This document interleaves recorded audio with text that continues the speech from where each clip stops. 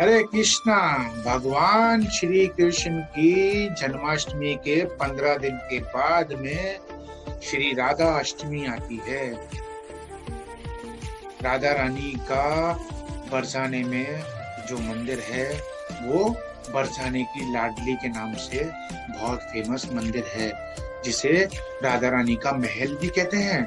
कैसे राधा रानी का प्राकट्य होता है कि राजा मृग के पुत्र जो राजा सुचंद्र और कलावती उनकी बहू राजा मृग की, उन्होंने दोनों ने पद्म पुराण में ये कथा आती है कि दोनों ने तपस्या करी और उन्होंने ख्वाहिश करी कि माँ लक्ष्मी मेरे घर में आए बेटी के रूप में, और तपस्या उनकी फलीभूत हुई। ब्रह्मा जी ने आशीर्वाद दिया, कहा कि अगले जन्म में तुम्हारे घर में लक्ष्मी आएगी, कैसे भी आएगी।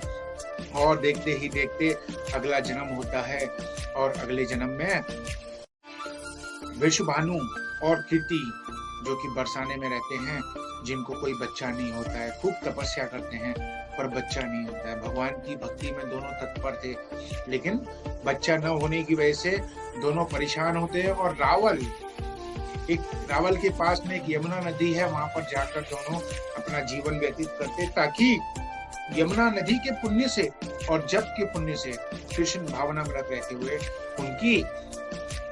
उनकी भक्ति का उनको फल मिले। और वहीं पर कुछ दिनों के बाद वो खेत में काम करते हैं तो सामने नदी में देखते हैं, यमुना नदी में एक कमल का फूल तैरता हुआ उनके करीब आ रहा है। और विश्वभानु भागते हुए जाते हैं, देखते हैं कि सोने की तपत सी चमक रही है कमल के फूल के ऊपर, आखिर है क्या चीज। और जाके देखते हैं कि वहां पर उसके ऊपर एक छोटी सी कन्या लेटी हुई है, और कन्या को गोद में उठाते हैं। तभी ब्रह्मा जी प्रकट होते हैं और ब्रह्मा जी याद दिलाते हैं कि पिछले जन्म में, पूर्व जन्म में तुमने तपस्या करी थी और उसी का फल ये बेटी है जो तुम्हारी जीवन में आई है। तब राधा रानी का इस प्रकार से प्राकट्य हुआ।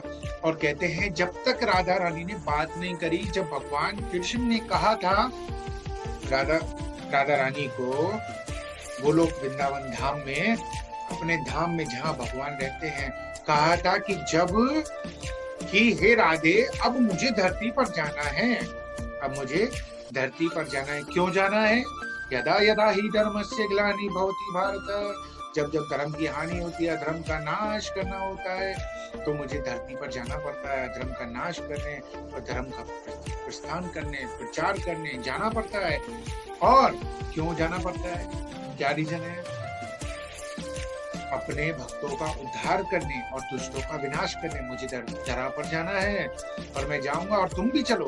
राधा रानी ने कहा मैं चलूंगी, पर मेरी एक शर्त है, मैं आंखें तब खोलूंगी, मैं बात तब करूंगी जब तुम्हारे दर्शन करूंगी। तब राधा रानी को कान्हा जी पहले भेजते हैं कि पहले तुम जाओ। और राधा रानी जब यहाँ आती हैं विश्वभानु के घर में, तो बोलती नहीं है। सांस चल रही है, दिल पे हाथ रख के देखा पिता ने, सांस चल रही है, धड़कन है, लेकिन बोलती नहीं है, आंखें नहीं खुलती है। तब नारद मुनि, काफी समय के बाद नारद मुनि प्रकट होते हैं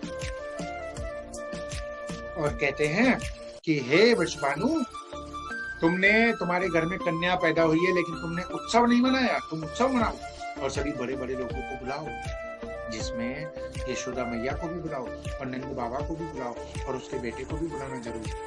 नारद मुनि हिंट देके जाते हैं और चले जाते हैं और उत्सव करते हैं विश्वभानु। और जब वहां पर कान्हा छोटे से हैं, आते हैं उस पार्टी में, उस उत्सव में, तब वो माँ से हाथ छुड़ा के वहीं घूम रहे होते हैं और जाते राधा रानी के झूले के पास, और उनके झूले को टच करते ही राधा रानी आंखें खुलती हैं। बोले बरसाने वाली राधा रानी की जय। हरे कृष्णा एवरीवन, आप सभी को बहुत बहुत शुभकामनाएं राधा अष्टमी की। राधा, एक बार प्रेम से बोली जय जय श्री राधे। राधा नाम लेने मात्र से मनुष्य का उद्धार हो जाता है। राधा इतना पवित्र नाम है। ऐसी राधा को उल्टा करो धारा, ऐसी धारा बहती है भगवान की भक्ति की, अगर कोई राधा राधा जप करता है। हरे कृष्णा।